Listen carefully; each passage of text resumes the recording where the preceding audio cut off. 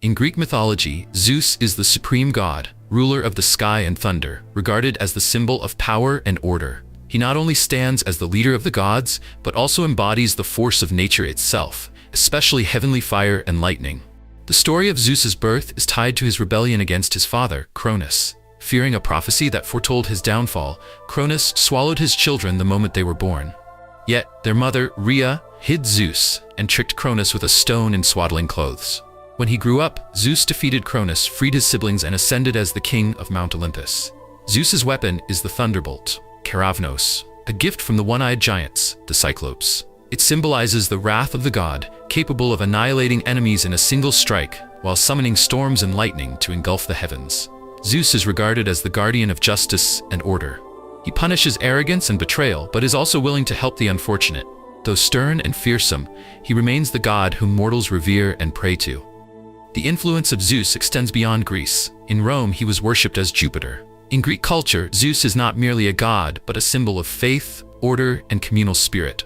Temples and festivals, most notably the ancient Olympic Games, were held in his honor. In Norse mythology, Odin is the supreme deity, known as the All-Father. He rules over war, death, and wisdom, and is famed for his relentless pursuit of knowledge and power. To gain wisdom, Odin was willing to sacrifice greatly.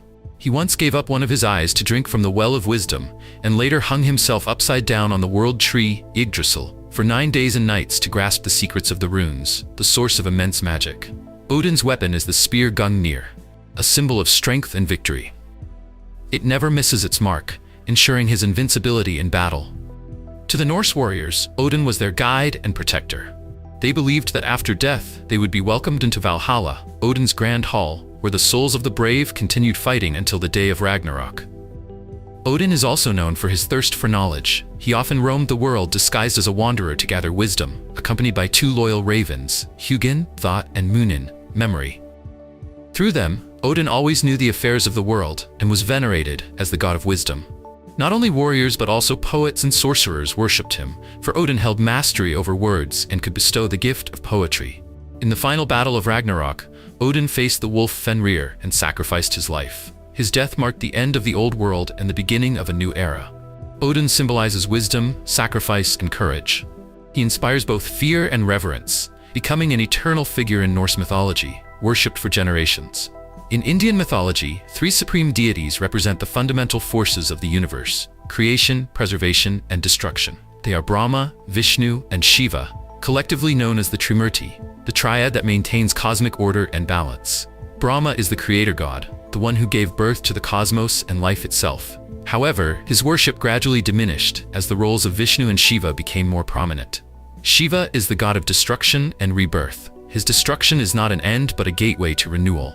He is often depicted with 3 eyes, symbolizing unmatched power, and is revered as a meditative deity who guides humanity toward liberation. Vishnu is the preserver, embodying peace and harmony. When the world falls into peril, he descends to protect mankind. Among his 10 famous incarnations are Rama and Krishna, both heroes symbolizing wisdom and compassion. Vishnu is often portrayed with blue skin, 4 arms holding sacred treasures, signifying his divine authority and role as the guardian of balance. The stories of Brahma, Vishnu, and Shiva are not just about 3 separate gods, but reflect the interconnectedness of the cosmic forces. This philosophy lies at the heart of Indian thought, guiding people to contemplate the bond between the universe and human existence. Thus, the Trimurti has become one of the most profound symbols in Indian culture, leaving an enduring legacy in the minds of generations.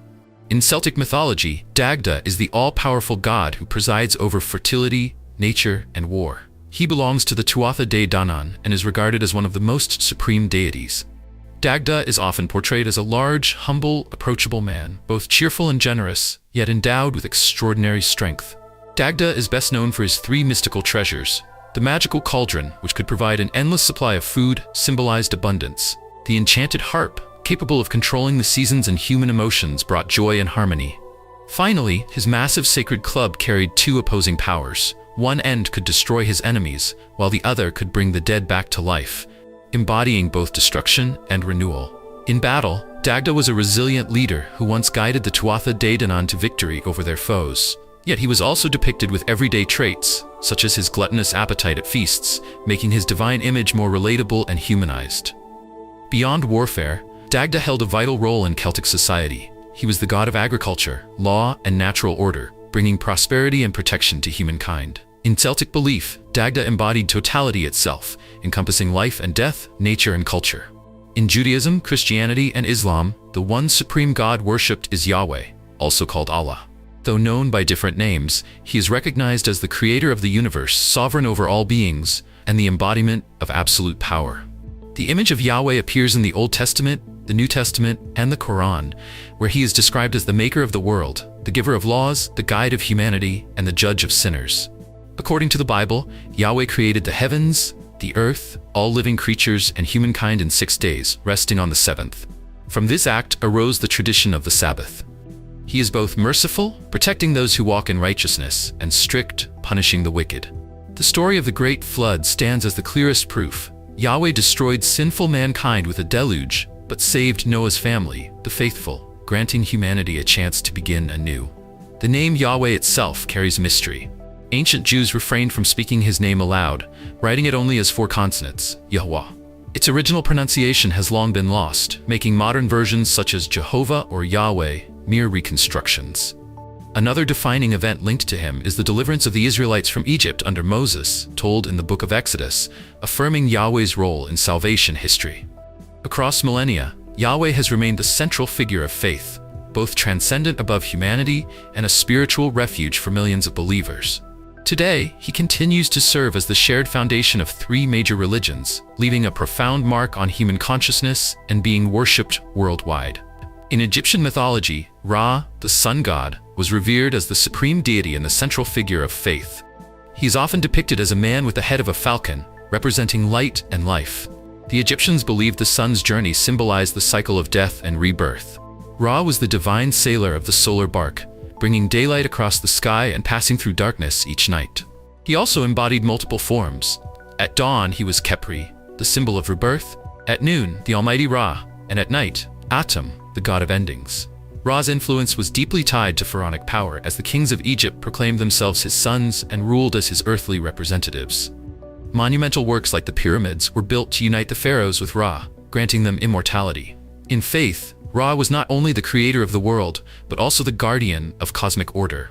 Each night, he had to battle the serpent Apophis, and his victory ensured the sunrise, the triumph of light over chaos.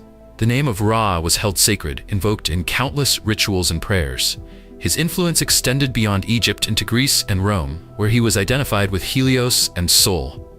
Thus, Ra was not only Egypt's sun god but an eternal symbol, leaving a lasting imprint on human culture and continuing to be honored to this day.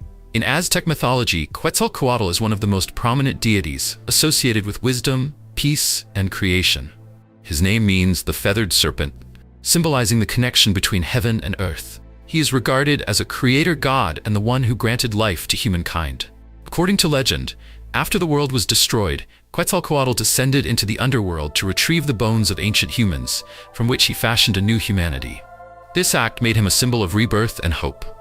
He's also celebrated as a god of civilization, for he brought agriculture, astronomy, craftsmanship, and knowledge to humankind.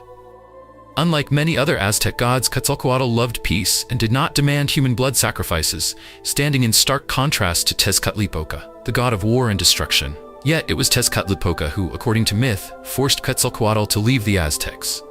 Before departing, he promised one day to return. That promise became legend, and when Hernán Cortés arrived in Mexico in 1519, the Aztecs mistook him for the returning Quetzalcoatl. This misunderstanding played a role in the downfall of the Aztec Empire. For this reason, Quetzalcoatl is remembered both as a symbol of glory and as a figure tied to tragedy. His influence permeated Aztec culture, not only as a creator god, but also as a central figure in their cosmology and religion. Stories of Quetzalcoatl reflect eternal themes such as civilization and nature, peace and war, order and chaos. To this day, Quetzalcoatl remains an enduring symbol of Aztec spirit and culture, carrying a timeless legacy.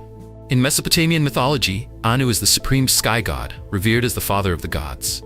He was the guardian of cosmic order, granting authority to other deities, seated upon his heavenly throne from which he distributed power, ensuring harmony across the universe.